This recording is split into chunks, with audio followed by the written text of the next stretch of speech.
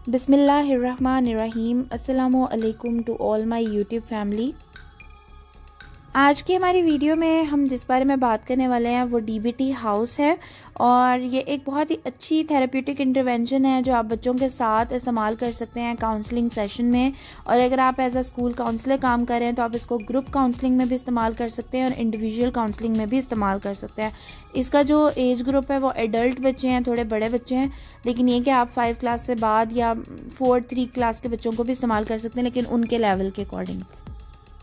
DBT stands for dialectical behavioural therapy और ये cognitive behavioural therapy की ही एक फॉर्म है जिसमें हम लोग ऐसे स्किल सीखते हैं और ऐसी टेक्निक सीखते हैं जिसके थ्रू हम मेंटल हेल्थ डिसऑर्डर से डील कर सकते हैं।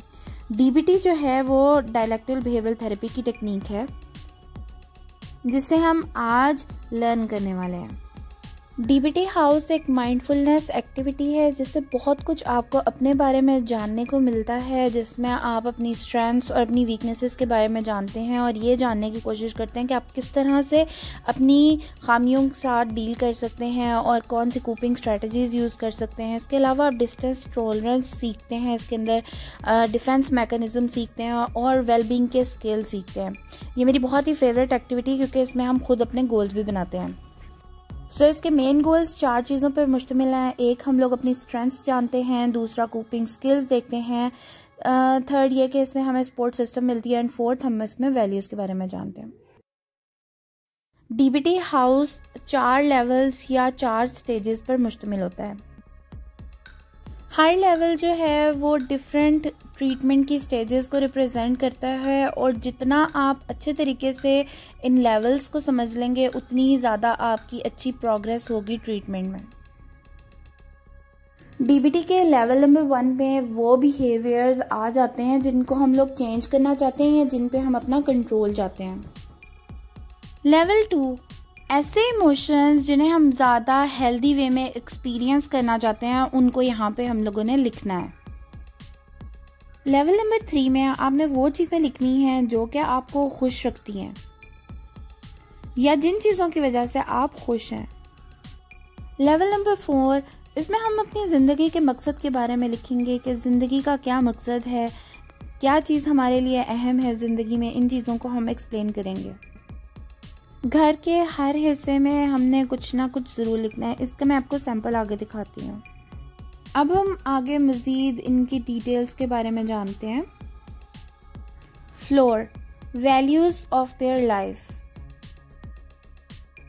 छत जो है वो चीज़ें हैं जो कि हमें प्रोटेक्ट करती हैं। हमने यहाँ पे वो चीज़ें लिखनी हैं जिन्होंने हमें प्रोटेक्ट किया हुआ है। ये चीज़ें भी हो सकती हैं और लोग भी हो सकते हैं। घर की दीवारें वो चीज़ें और वो लोग हैं जो हमें सपोर्ट करती हैं, जिन्होंने हम लोगों को सहारा दिया हुआ है। घर के दरवाज़ों में हम लोगों ने उन चीज़ों के बारे में लिखना है जिनको हम लोग दूसरे लोगों से छुपा के रखना चाहते हैं। Chimney, the ways you blow of steam, यानी हम लोग जब गुस्सा आ रहा है या कोई हमारे इमोशंस आ रहे हैं उसे कैसे कंट्रोल करेंगे। कुछ लोग जो होते हैं वो मेडिटेट करते हैं, कुछ लोग कुकिंग कर लेते हैं, कुछ लोग जो है कुछ लिख लेते हैं, किसी से बात कर लेते हैं, तो यहाँ पे वो चीज़ें लिखनी है। बिलबोर्ड्स, ऐसी तमाम चीज़ें जिनकी वजह से आपको फ़ख्र है और आप चाहते हैं कि दूसरे वो चीज़ें देखें। फॉर एग्ज़ाम्पल, किसी ने कोई पोजीशन ली है या कुछ भी जो आप लोगों को लगता है कि आपके लिए फ़ख्र की बात है।